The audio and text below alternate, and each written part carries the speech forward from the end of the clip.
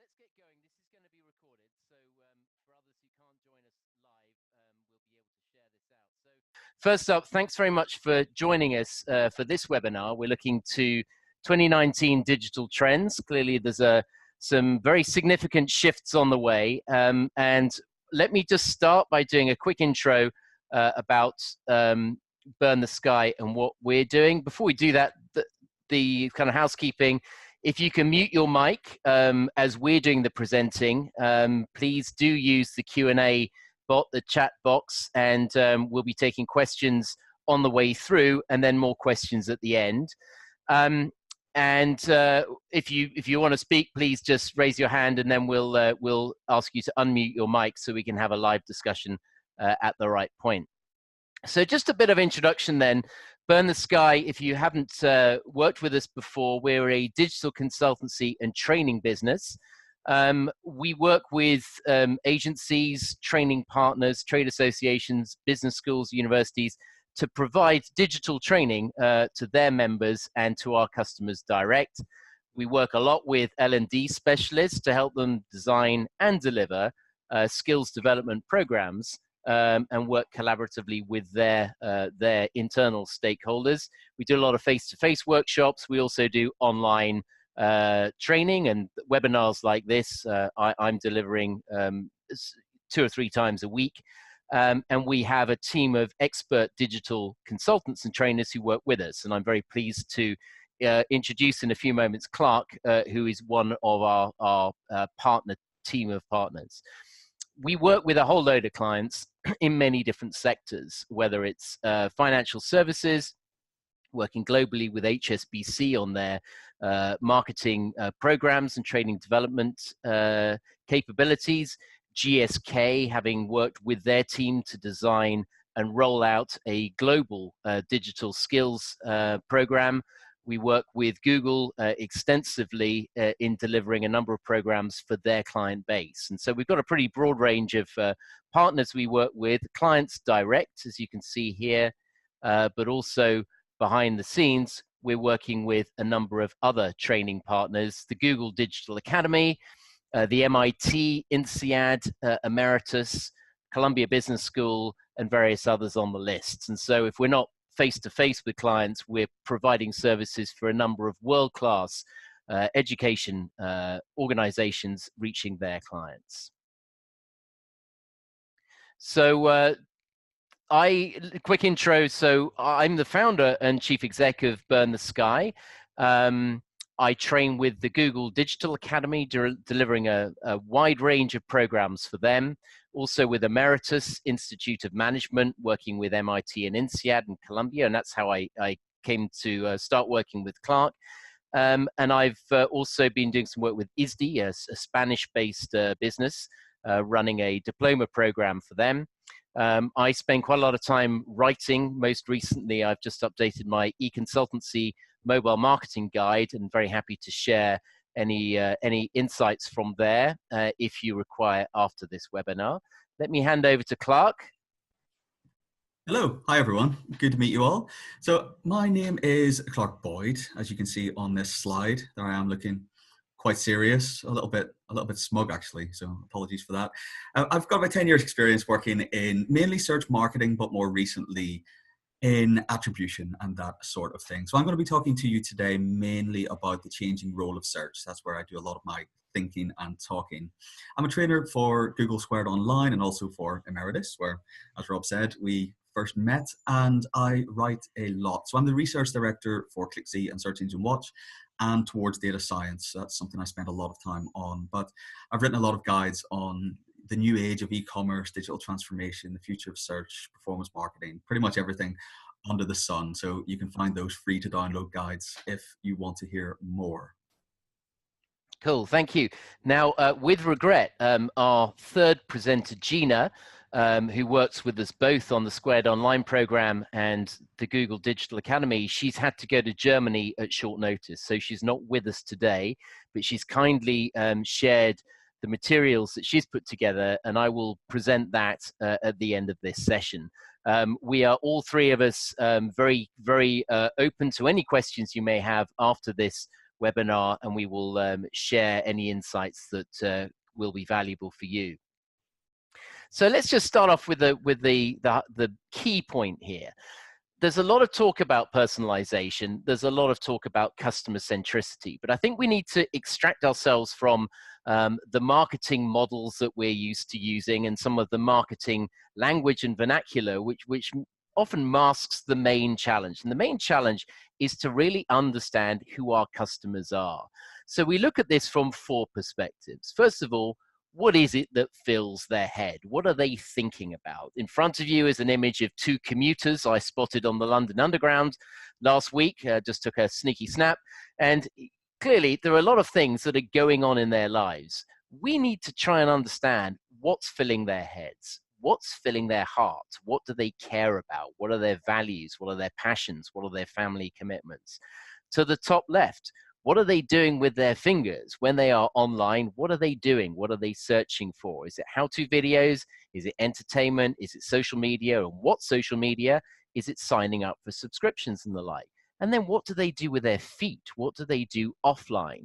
Are they going to trade events? What's their daily routine? What's their commute pattern? What's their international travel profile? The more we know about them, the better we are able to serve these customers. So I'm going to show you a similar photo a bit later, but this is our start point. To personalize the marketing journey, we must first find out as much as we can about the customer. So that's just a scene setter. I'm now going to hand over to Clark, who's going to talk us through the first part of this webinar. Upstream, how do we acquire customers? And there are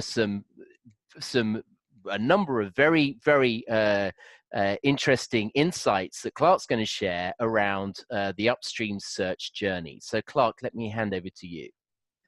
Great, yeah, thanks, Rob. So I am going to try and do justice to the future of search by talking through it in 10-15 minutes, which is obviously quite challenging, but I've been distilling it down to these 3 closely aligned, I think, and intertwined areas of search being much more brand driven than it has been in the past. And I'll explain what I mean by that, because I think inherently that sounds true, but it's always been the case. I'll show how that has changed.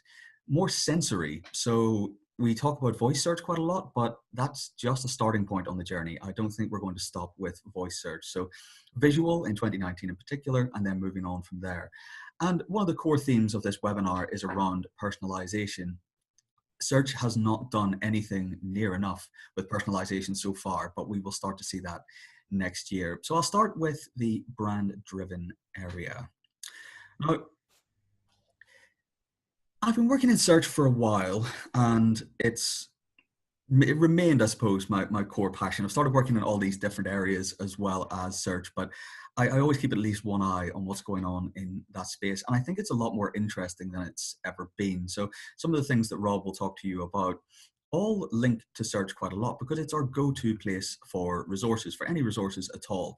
We used to focus on capturing demand that was created elsewhere in search. So my job was always make sure this finance website is ranked #1 for credit cards or insurance or loans or whatever it happens to be. The challenge today is that even if you rank first, there's no guarantee that people will click. There's no guarantee that your first position ranking is showing above the fold. So if we look at the next slide, we can see this study, which I really liked more than anything because it hasn't been that well publicized just yet. But I love the approach, and they didn't do the best job of visualizing some of this, but I will talk through this. The link's at the bottom from Red Sea Marketing. And they found 82% of people will click on an SEO result because they know the brand. This far outweighs any other factor, and as screen space decreases, obviously that will grow in importance. Kind of sounds logically true, doesn't it? If we look here, the 2 red boxes that I've put in, those are boxes are my own. The one on the left-hand side really ties together those brand themes. So they're already a customer, so they know the brand, they trust the brand, they know it. And then we have the second box, which is looking at Google ad content and Google result content. Now, a counter argument to this could be, this is just what people say motivates them. That doesn't mean that it does motivate them. So we can ask people lots of things, but they're actually driven by unconscious factors that they're not aware of. Very few people would say, I clicked on it because the SEO meta description was just so amazing. But this is a very big shift from where we were 5 or even 10 years ago, actually, where any brand could just start. And I worked with brands who were, say, insurance upstarts, and they would say, just get us into first position. And that's not a brand strategy. It was just about direct acquisition. It's about just get us ranked first. You didn't really need to be a known brand to do that. You could be a bit craftier, a bit smarter with your strategy. And the important thing is when you got there, you would get the clicks. Now, you won't be able to get there without being at least a reputable brand, because of course things like links and social media will matter so much more. But when you get there, what this is showing us, and I would say tallies with a lot of what is said in the industry at the moment in market research, people won't click on you unless they know you. That doesn't mean that the incumbents will dominate forever. There are a lot of very savvy direct-to-consumer brands that have come from nowhere and they've become reputable, well-known brands very, very quickly. But I'll look at what I mean by that in a little moment. So if we move to the next slide, nice, a lot of animations on this one, Rob, so we'll test the pace here. So yeah, keep clicking through these. So this is what we're seeing at the moment, where I type for something like men's cashmere jumper. That's how predictable I am. That's a genuine query. That's the kind of thing I'm looking for.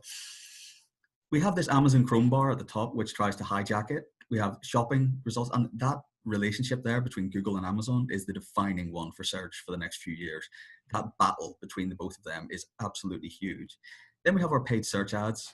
Only 2 of them so far, but there are more below the fold. A lot of other options. So you can go straight to Google Shopping, look at images, videos, news. And if we look at the next one, somewhere down there is traditional SEO. Now, if I worked with a jumper company, my target would be get ranked first for a term like this. Does it actually make sense anymore? Would I get anything from it? And then we've got 6 million other results, none of which are shown. What's really the point of being in the index unless you're going to get up there? So the thing that people ask me then is, so what? What can we do about this? Well, there are actually 37 different SERP features. So these are ways that you can rank up in those top areas through organic search. And any brand that I'm working with today, I start with that list and figure out which of these would be relevant and then come up with a strategy for each of these SERP features. So it's not all doom and gloom. Yes, it's about being brand driven, but it doesn't mean you have to be around for 50, 60 years.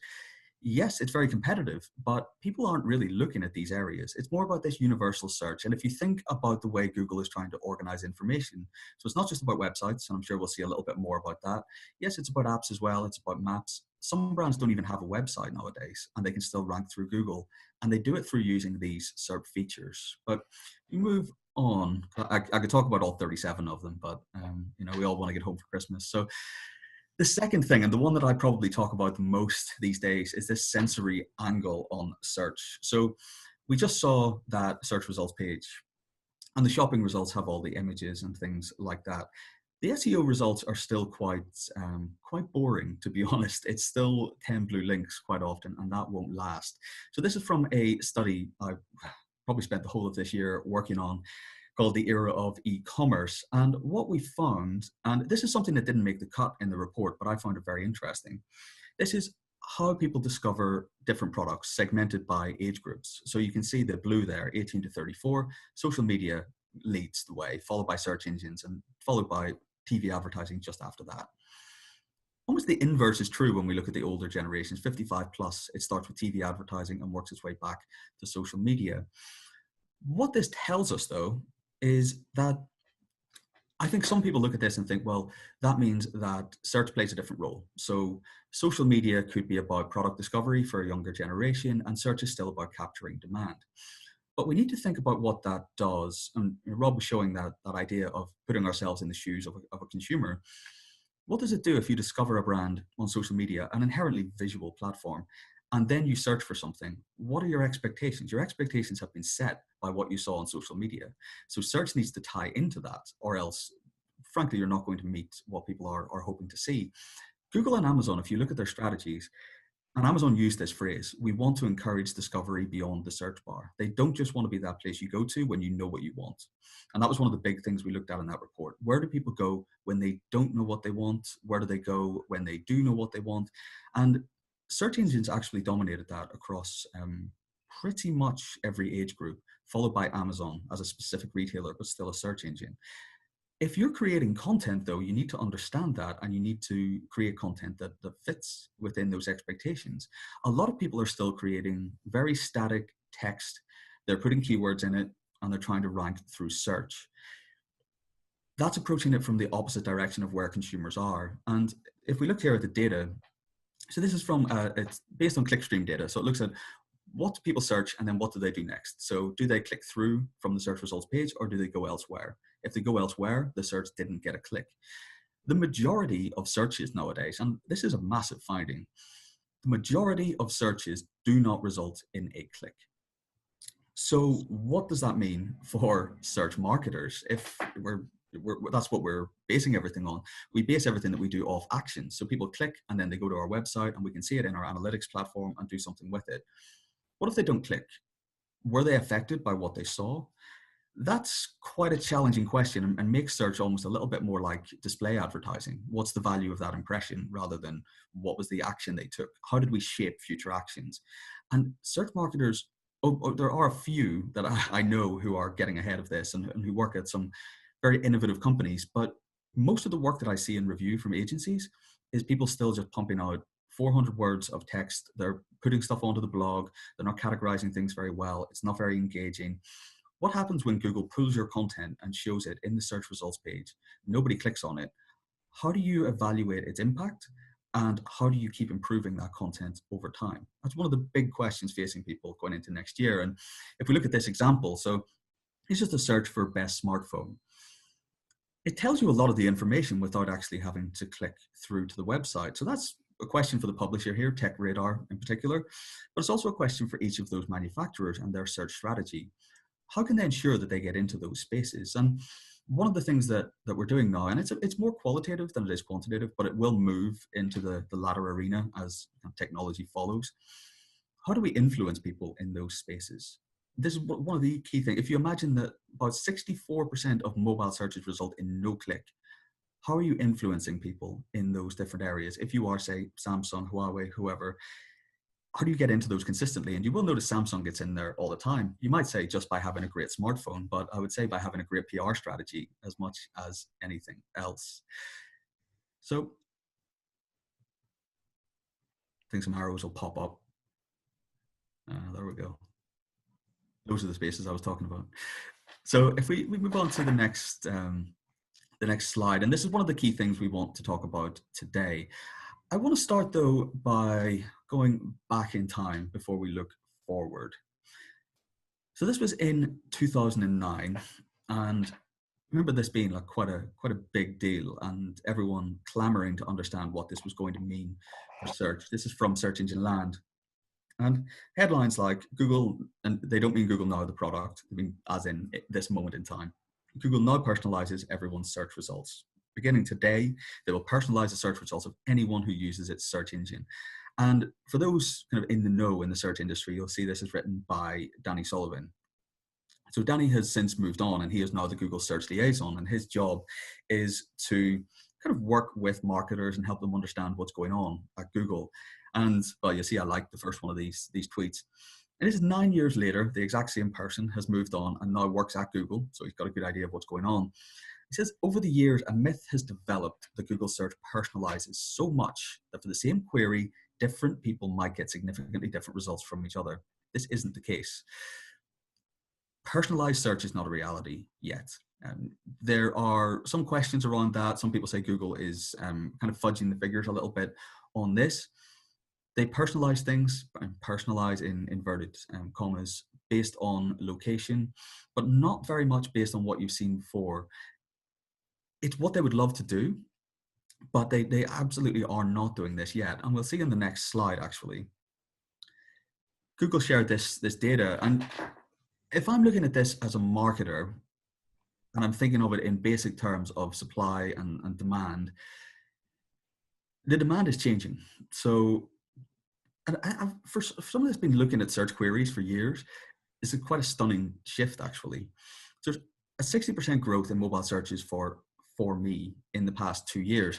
Now, in raw data figures, that may not be that much, but in relative terms, it's quite a big percentage growth. And 80% growth in mobile searches for should I? So asking a search engine for advice.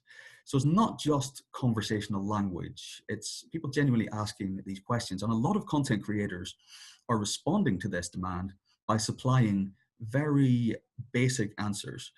people aren't asking for a very direct exchange. That's not what they want. They're asking more for a conversation. You don't have a conversation with someone who doesn't know you. you don't do that unless it seems like the person on the other end understands you. And that's where content creators need to supply content that fits that. If you look at some of these personal searches that people are searching, and I've tried searching these to see if I get personalized results, I absolutely do not. So I asked best car insurance for me. If the search engine knew me, it would say you don't have a car and you haven't driven for 5 years. Why do you need car insurance? I mean, what I get is results for the standard car insurance companies that you would expect. So there's very little personalization going on. I find that very interesting, though, that Google publicly shares this. So it only does so if it has an agenda to promote. And its agenda is people are taking search personally. Things like how often should I wash my hair? You could swap I for the kind of impersonal one. How often should one wash one's hair? But I think when you're asking which dog is right for me, you're not asking which dog is right for someone who lives in my area necessarily. You might be, but probably not. You're not necessarily asking which dog is right for someone of my age and gender. You're asking me personally. I wouldn't even ask that of my friends. I don't think they know me well enough to know which dog I would want. People are asking these things. Best haircut for me is another great example. So that's in the demand side. People are asking these questions. I don't know if anyone is answering them well. And to sum up in this area, this is how, and I'm always a little bit wary of some of these maps, and I know there are some more kind of defined and sophisticated ones that Rob will talk through. Search now covers every one of these areas, and they can be broken down into different micro moments, I suppose, as Google likes to say in particular. So if we're moving through from discovery to consideration to decision, there are specific areas of search. There we go, good timing. That we can think of when we're mapping out our strategy. And from a technical standpoint, I would be looking more at the organization of this information. So where do you store it? How do you communicate with different user agents to ensure you can be served in different areas? That's one of the big questions that goes with this. But some of the points that people talk about for 2019, like voice search is going to be huge. Well, kind of. It's a small part of the story, and I'd love to just have 3 bullet points to say this is what search is in 2019. It's all of these things actually, and this is where people should be looking. The way that people access that information, it could be through voice, it could be through an image, it could be through text. So there's a very difficult content organization question there, and it moves from things like video search at the beginning and how we inspire people, how we want them to know more. It could be on Pinterest, Amazon, Google, Bing, or on social media. Moving through then to things like those 37 cert features I looked at. Once people are aware of who you are, so you've got that brand recognition, you need to follow up with things like more visual content, ratings and reviews, and tying that into your social media strategy as well. When it gets to the stage, and I worked with someone who was working on an Amazon strategy, and he had a brand video at the top of his page. So it's a company called Bai Brands, B-A-I, and they actually went from being unknown to the most popular beverage brand on Amazon within about 6 months. So you can kind of do it from nowhere. But on the product pages, they had the brand video, and they just switched that. So they moved it below the product description and just started with things like how many calories, how many bottles do you get in a pack, and that sort of thing. And their conversion rate tripled because that's what people were looking for. So when people are product aware, it's not actually about telling your brand story anymore. And it's only when we get to this final stage that I think we're talking about speaking to Google Assistant, because it needs to know a lot about you before it can do anything. Things like subscribe and save, which Amazon is really pushing, and local search as well. So if I were trying to distill 2019 in search, I would go with this colorful little chart. And that is as quickly as I can rifle you through all of my trends for next year. That's super helpful, Clark, and some great examples there. One question jumps to mind here. You mentioned earlier with reference to one client you've been working with that rather than getting better at the sort of mechanics of search, the answer may lie in developing a better PR strategy. Now, this kind of raises a question in my mind, which is a lot of businesses are set up to have a search team, and once they've done their bit, then it's over to the customer service team or the loyalty team. We'll come on to look at examples a bit later, to then pick up the baton and serve them later on in the journey. It's very clear from what you're saying here that actually search needs to be fully integrated across the whole journey. So my question to you is, how are the smartest businesses addressing this and embedding knowledge of and skills around using search tools across the whole journey, rather than just upstream in the acquisition end? Yeah, it's a great question, and it's one of the ones that it's been asked for probably too long at this stage. You know, it comes up in pretty much every campaign and client that I work with. So I know people who run specific just digital PR agencies. Like, that is their one service. They use technology to find, whether it's not necessarily influencers, but online publications that they can work with. I think one of the best answers to the question stems from that, actually. It is in that use of a single technology platform that allows the PR team to work alongside content creators and the SEO agency as well. The one thing that I've found in my experience, and I will readily admit that I got this really wrong at the beginning. I went in to meet the PR team at a huge global finance brand, and I think I made the mistake of not talking to them in their language. So I went there as the search expert, essentially asking them to help me, but not necessarily understanding how we would help them or what value we would deliver. So one of the things that is happening in new technology platforms, and they're very nascent at this stage, is trying to build campaigns around unified metrics so that everyone can understand what they're going towards. Because as it stands, it doesn't matter that much. If I go to the PR person who's already busy and who's already very good at their job and has a huge amount of experience, and say, can you make a few changes so that I get a few more impressions via search results pages? Whether they say it or not, they must be thinking on some level, what's in it for me? Why should I bother?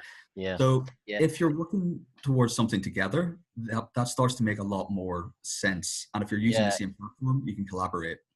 It's a very interesting point, and often we find that language gets in the way. And you know, as there are experts in businesses responsible for different areas, sometimes the bigger opportunity and the need to work collaboratively somehow gets lost. And so that's an interesting response to that question, and an area I think at a macro level that businesses really need to address as they look to 2019 and developing a more holistic view of the customer to better serve them. So if I may, I'd like to move on to the next part of this, and hopefully as we go through, if there's any questions, then Clark, perhaps you could help to call those out. So the next section is around on-site and in-app user experience. Now, I'm just going to distill this into 5 steps, which are widely used by leading brands to deliver a great user experience, whether you've got customers coming on site or they've downloaded your app. Now, the reality is that you're probably sitting on a lot of customer data, but it may be sitting in separate databases, having been captured in different ways. What we need to try and do is take all this information and distill it into a single view of the customer and develop a backlog of customer needs. So if we have a holistic way of capturing this data and constantly updating it based on their search behavior, but also based on their browsing behavior and their social behavior, and we can capture all that data from multiple data management systems, we have a much better view of the customer, and therefore we know how to serve them on the website and in the app. The next bit, which is really critical, is to develop a user-centered design philosophy and way of working to best serve the customer. Clark and I, and Gina, by the way, all work extensively with Google. And Google produces a very broad range of materials to help clients understand how to tackle some of these challenges. This document is really very valuable. It's available for download, and I'm just going to click on this link now. And what I'm going to show you is the 6 principles of great user-centered design. This document looks at 6 different areas of search. And Clark, can I just check, can you see the screen okay? All good.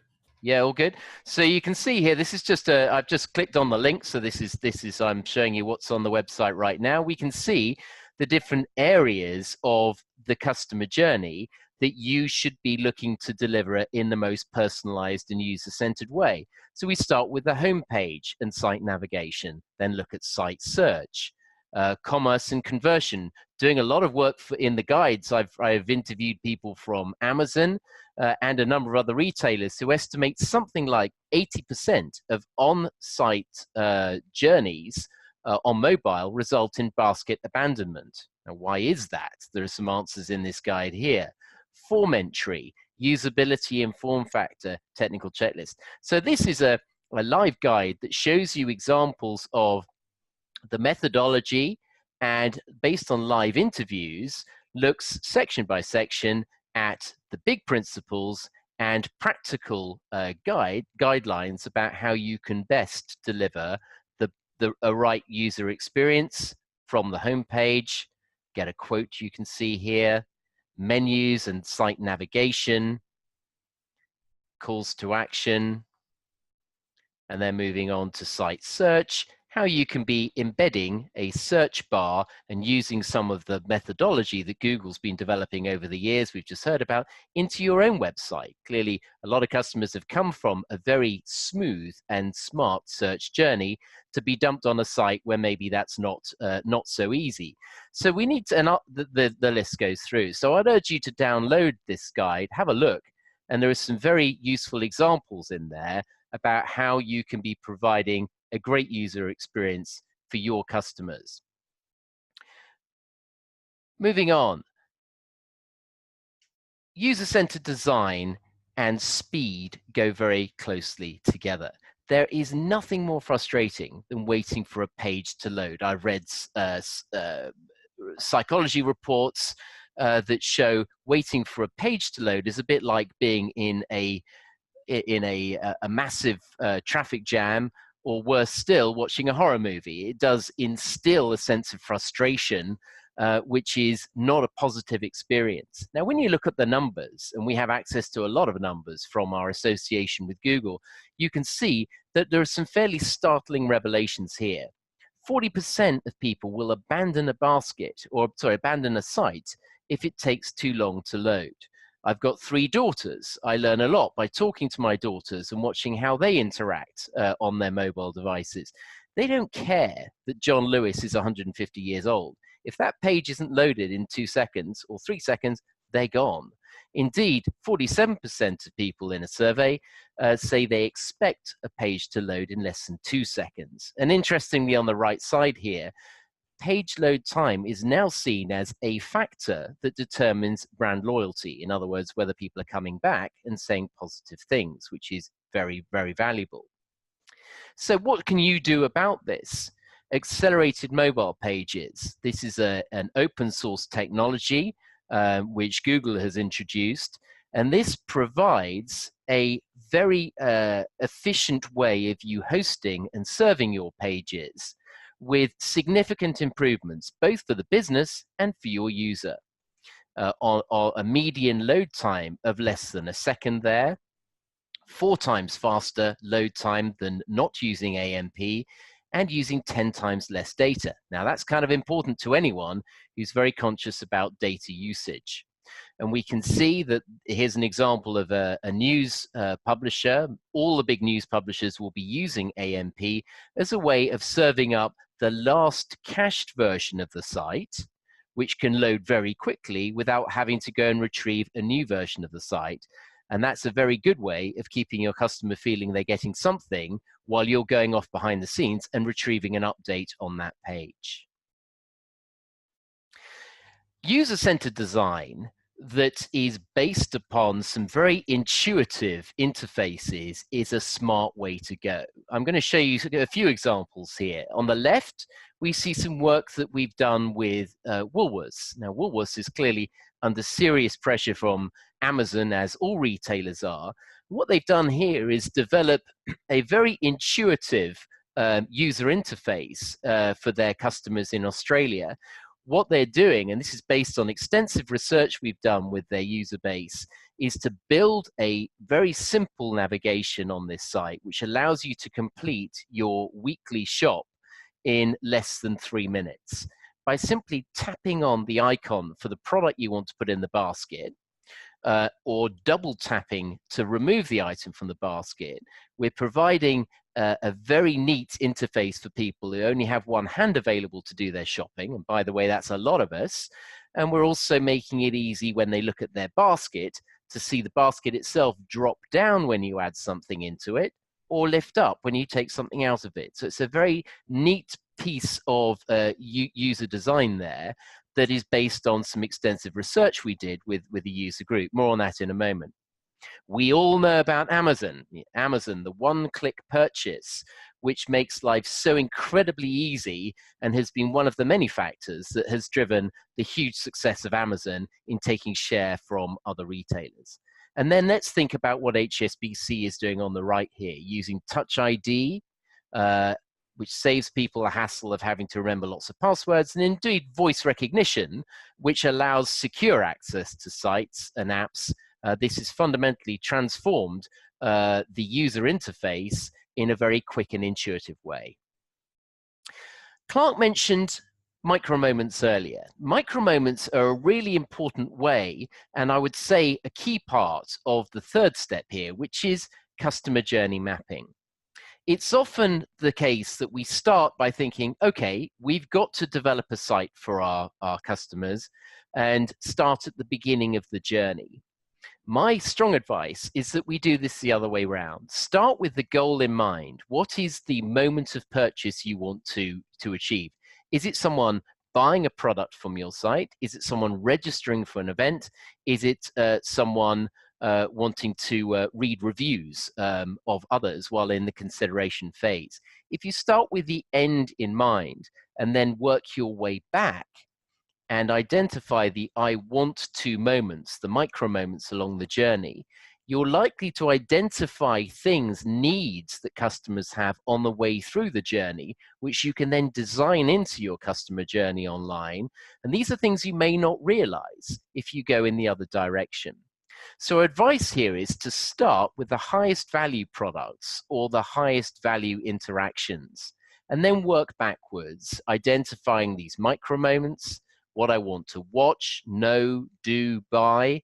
And our advice here is to use Post-it notes. Post-it notes, which are of course very easy for anyone to use, can be added onto a simple template like this, and then moved around based on the different customer group that you're wanting to work with. I find in the UX workshops we run, this is a very, very powerful tool which allows the people in the workshop to have maybe differences of opinion that can be resolved very quickly by simply moving the Post-it notes and using those as a basis for some journey mapping. And here are some examples about personalizing the customer journey. Here's a business that was literally on the edge of bankruptcy. It's a catalog business, a retailer called Littlewoods. And what they did was divest of their retail estate, that's where Primark came from in the UK, and they were left with a digital-only business.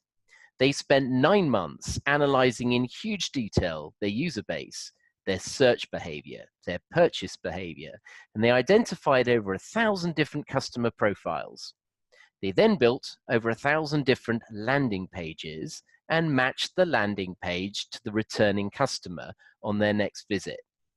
Within a year, they'd increased their conversion 4-fold and generated an additional £20 million in sales.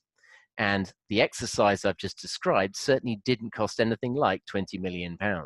But the result has since been a business that is about to be sold, or there are offers for this business now in excess of $1 billion. And they were on bankruptcy before they got to do this analysis. So for any retailer looking to make sense of the world on the high street with a bricks and mortar business under threat, creating a customer-centric approach to their marketing has proven to be a pretty smart idea. I have detailed case study notes I'll be happy to share on this one if anyone's interested. Step 4, rapid iterative prototyping. I just showed you the example for the retailer and the double tap activation there and the user interface based on research. Well, here's what happened behind the scenes. When you're building a website, there's no certainty about what your customers are going to want or not want. So the approach that this retailer took was rapid iterative prototyping, developing a first version of what the website is intended to do, and literally drawing up some paper wireframes, as you can see on the left there. Then going to the market and testing with some customers to see what they think about the designs. Moving then into a coded wireframe. And this is a point at which you're going to be looking for budget from internal stakeholders. And a coded wireframe can again be sense checked by talking to customers and talking to internal stakeholders. And only when the positive responses have come in, should you be pulling the trigger on big budgets and moving into the design and build phase. So this is a very good way of de-risking your investment. Our advice here, spend as much time as you can on the prototyping process. Don't get too precious. You may love something in the prototype, but if your customers don't like it, you should be listening to them and changing accordingly. Prepare for unexpected stuff and definitely respond to feedback. Here's an example of a rapid iterative prototype that we all know, Uber. When Uber started, it was based on a very simple request from the customer to find a ride and get to a location in the quickest time. Their market research showed that people wanted to get a fare estimate before going, which moves us to the second phase of the app. The third phase is where the magic happens. Here we see the car coming towards you on the road. We see the photo of the driver, the registration plate. The research then came back from Uber. Well, okay, people want to split the fare, so we need to build in a calculator to allow for a fare splitting at the back end. And then finally, the last phase, we want to get anonymous feedback to the driver and from the customer. And this is where the metric of ratings and reviews fits in. So this is a 5-step process in building one of the most popular and successful apps out there that is clearly defining a business which is a massive disruptor, and we see many others of its like. So it's the rapid prototyping process that underpins this massively successful global app. The 5th step in this journey is test and learn. And I think we need to be aware that when you build your website and launch it, you've got to the beginning of the race, not the end. We've got to think that everything that happens on the site is subject or should be subject to testing. Developing an A/B testing methodology where half of your customers get one version, the other half get another version. And the results of that should become the control for the following test. So we're constantly looking to iterate. And if we've got multiple variables, we may want to do a 4-part test, a multivariate test at the bottom there. And there are various tools out the box we can use to do this, optimize the visual website optimizer. So this should be a key part of our thinking around wanting to anticipate and meet customers' ever-changing needs, and also take into consideration new technologies and also competitor activity. Here's a great example from John Lewis. So John Lewis was looking to improve the way in which it presents products on site. And we can see here a number of different features that were introduced into the John Lewis website to capture customer reviews. And we can see at each stage ways of building in functionality to get an overview of reviews, step number 1. Step number 2, to sort reviews based on the sorts of people who are giving reviews, like the customer.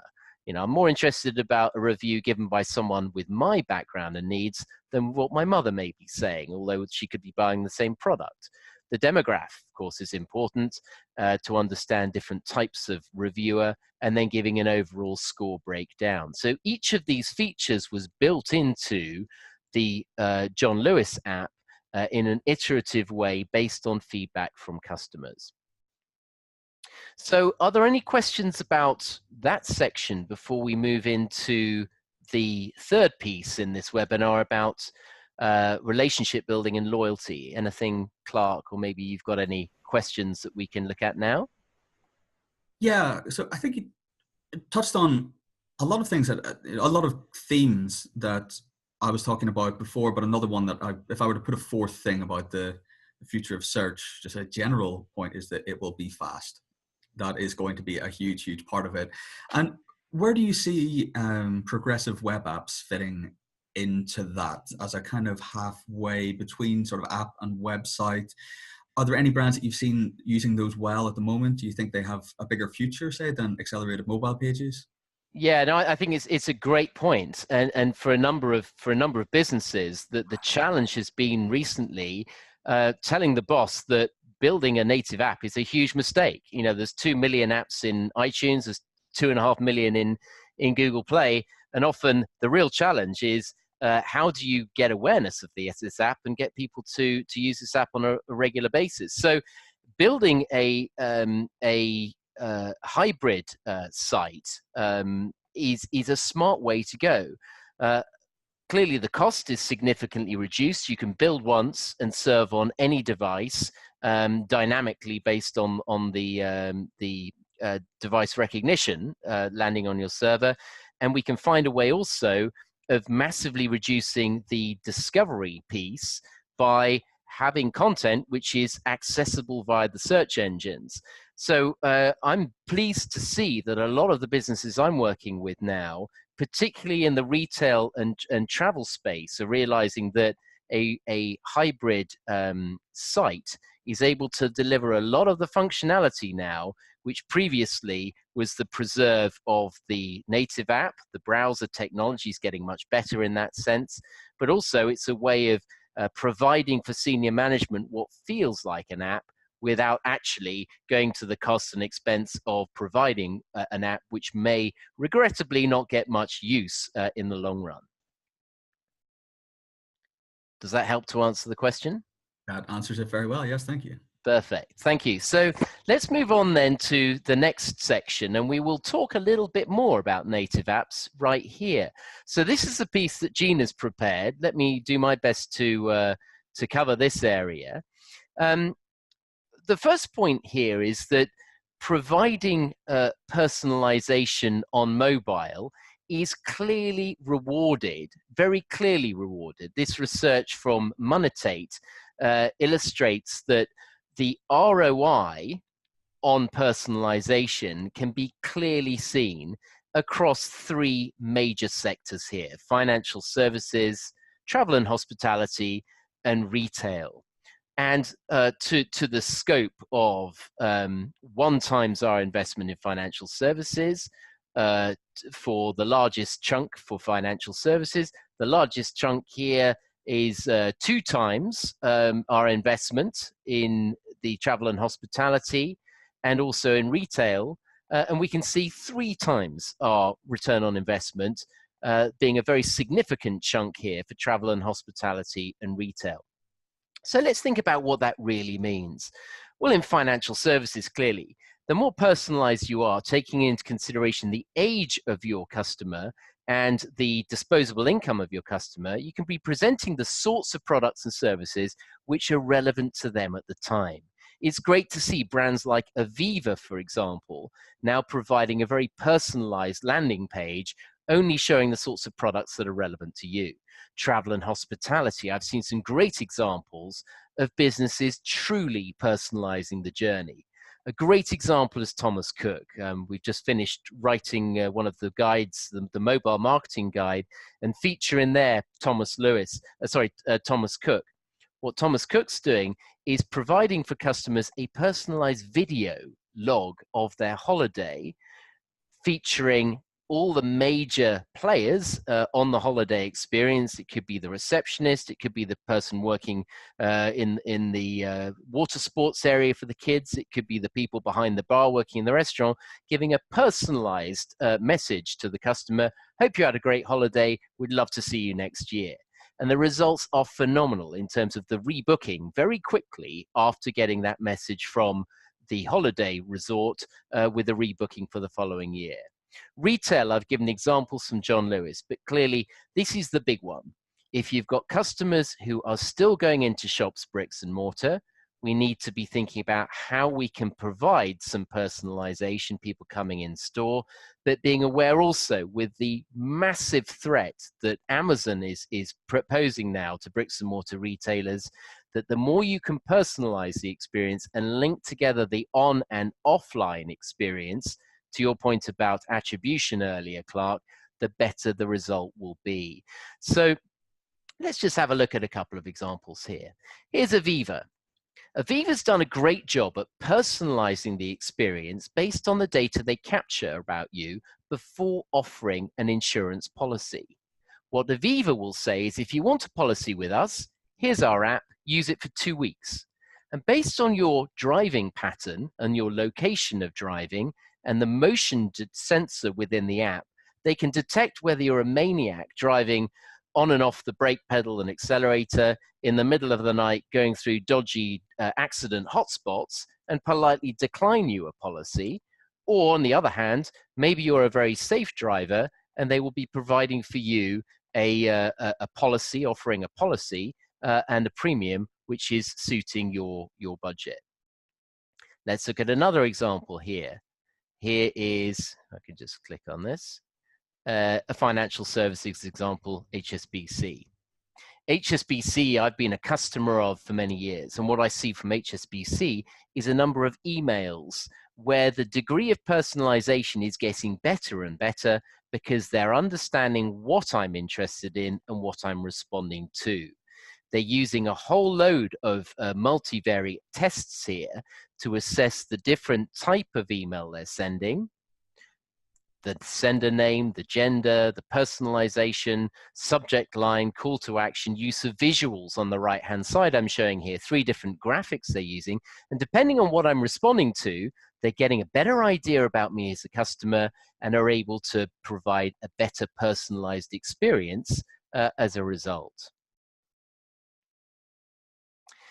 Data capture in another way in the retail space. Here's Missguided. This is very smart. So Missguided, once I've downloaded the app, they're sending me a series. Well, they're not me because I'm not a Missguided customer, but let's just say I'm interested in buying female fashion products. What I would do is download the app, and then they're sending me a series of images which I can either swipe left or swipe right, depending on whether I like the product they're sending me. Now, I'm not a big Tinder user, so I have to say I don't know whether it's left or right, but they can build a pattern here of what customers like by using a very intuitive swipe function without having to send a survey, which of course is a rather tedious thing to fill in.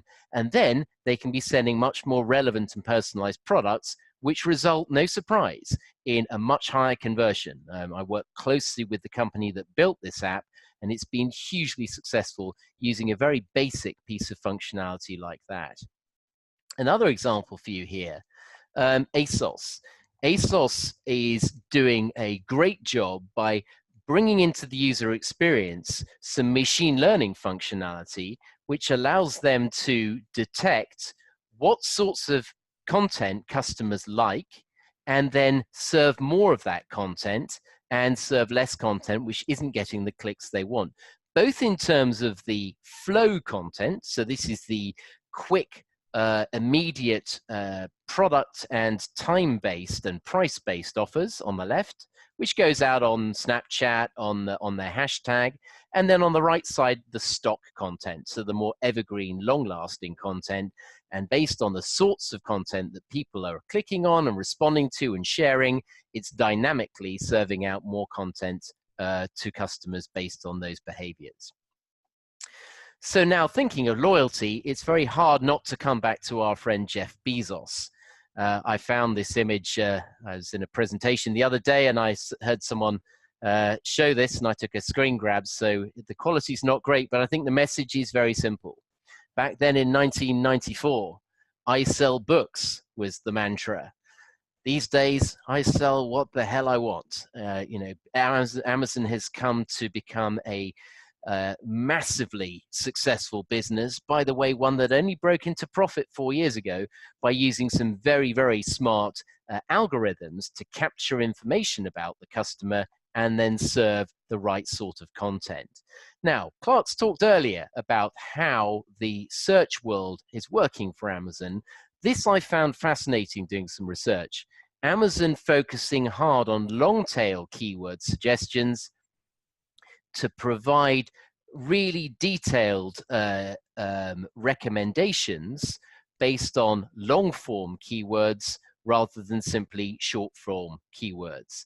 Let's remember the role Alexa is playing these days and the sorts of words that people are using voice search, which are going to be more personal and going to be longer in form, which provide really valuable insights to provide the right sorts of offers here. And you can see the results translating here into increased revenue, which is very, very significant. This is an area I've worked in for a long time, mobile, and I've found that mobile coupons are a really smart way of bridging the gap between the offline and the online world. And if you can be sending location-based coupons, which can then be downloaded to the handset and redeemed in-store, as we see with Macy's in New York just here, we've got a way of getting around all of the misattribution and the mal-redemption that has plagued the couponing world, the paper couponing world for many, many, many years. So this is a very smart way of providing location-based and very personalized coupons to be seen as and traceable all the way through to the point of sale. One of the best examples, Starbucks. You know, here really is a technology company that happens to sell coffee.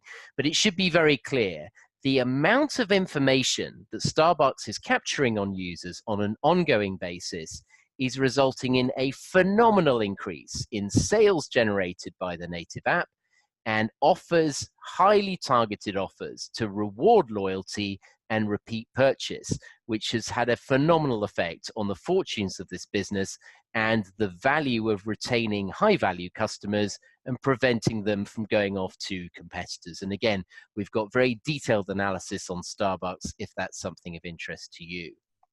I'm going to just give you a couple more examples before we close. Here's one from Coca-Cola. Coke, a massive traditional business, been going for whatever it is, well over 100 years now. They've done a great job building personalization right into the DNA of this business.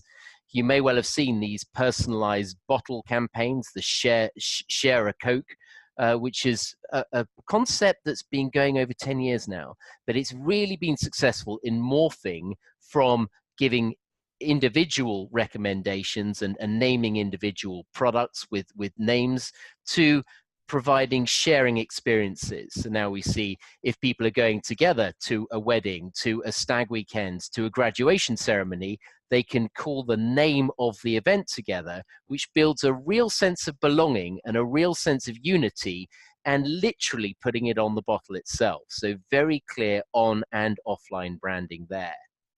And we see also that Coke has done a great job putting some digital attribution and value behind global sponsorship. So whether it's the Olympics or the Football World Cup, at a global level, Coke is providing ways of interacting in a digital way and building massive followings on social media, whether it's Facebook, Twitter, Instagram, Snapchat, that are event-based and create some very valuable sharing experiences. On the right-hand side there, each city in Japan has its own bottle, which becomes itself a collector's item and the subject of a digital story. Chatbots are an area that are really exciting, and we see that the number of chatbots available and the way that chatbots are being developed has a very significant way of increasing awareness and increasing usage. It's estimated by 2020 that we're more likely to be having conversations with our chatbots than with our spouse. Now that may sound ridiculous, but when you think about the number of ways you can use a chatbot, human to human, rules-based, messaging and messaging apps, and then overlay onto that AI-powered bots, there's some very significant opportunities to engage. These could be based on support, based on specific FAQs for a business. skills linked to different contextual experiences and commands based on functional queries. For example, turn on the living room lights and a bot being able to do that, and then assistant chatbots, which unlock all sorts of possibilities. And for those of you with an Alexa or a Google Home device, you'll probably be familiar with quite how extensively these can be used. An example here, T-Mobile, which has fundamentally re-engineered its whole business, and the customer services that T-Mobile's providing enable this business to shift from a place where only 1% of its sales were coming online, 99 through the call center and through the shops, and now we're seeing that trend is changing, and T-Mobile is really creating some disruption for the other telcos in the States, and it's largely the use of chatbots driving engagement and stickiness that are part of that. Again, we have detailed information on this. If that's of interest to you, please do let us know. So finally, when you add it all up and you stick it in a mobile phone, you'll realize there are so many ways that mobile is going to continue to change the game. There is no likely replacement for the mobile phone as far out as we can see on the horizon now. As these devices get more powerful, as we see more opportunities to capture the vast amounts of data that a mobile can capture, and we see the mobile not just as a way of communicating peer-to-peer, but peer-to-business, and latterly, the device itself to the whole spectrum of IoT functionality, we realize that this age of assistance is here to stay, and it's the businesses that can take full advantage of mobile that will draw out a bigger competitive advantage, and those that fail to understand the significance of mobile will be left behind. When you add all this together, you can see that there are some pretty clever ways to iterate and track user behavior, and throughout the whole journey, if we've got an eye to picking up more information, fine-tuning our customer relationships and our loyalty programs based on all of this data we can capture in the journey, the socio-demographic registration data, the purchase history, recency, frequency, value, and then modeling that and making some predictive trends and predictions around usage patterns, and then develop some personalization and refinement on top, we will see some very significant rewards. And the likes of Amazon are very much following this. This is based on a consultancy project I was doing for a media company a couple of years ago. And by getting different stakeholders to share data and build this into an ongoing predictive model, they've seen the value of high-value customers and repeat purchase significantly increase, which means they no longer need to focus on acquisition, just better serving existing customers. So on that, let me pass back to you, Clark. Are there any questions that raises in your mind? And have we got any questions in the Q&A? Nothing in the Q&A at the moment. No, I think it's very interesting. I think that was one key phrase you used there about entering this age of assistance. I think that's one of the things that when I think back to the search side of things, specific phrase that Google actually uses is that that's the age that we're entering into with all these different types of content, different devices. And I think that's probably a great takeaway and a great way to start thinking about how people are accessing information, whether it is through search, whether it's through email, whatever it is, how we can fit alongside those things, how we can make people's lives easier is probably the way that we need to go about everything. So more of an observation, I suppose. I thought that's quite a key phrase to summarize everything we've been talking about, is that whether marketers realize it today or not, we're entering the age of assistance, and those who grasp that opportunity today will be well set for the future.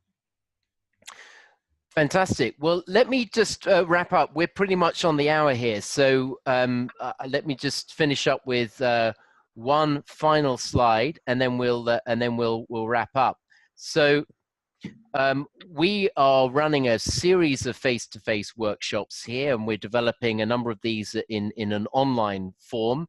We'd be very keen to share any information about these workshops, whether it's digitizing your business and a number of topics there, or digitizing your marketing. please do drop us an email, hello@burnthesky.com. We're happy to provide more information. Our training is CPD accredited, which means we've had to go through the rigors of getting these programs assessed.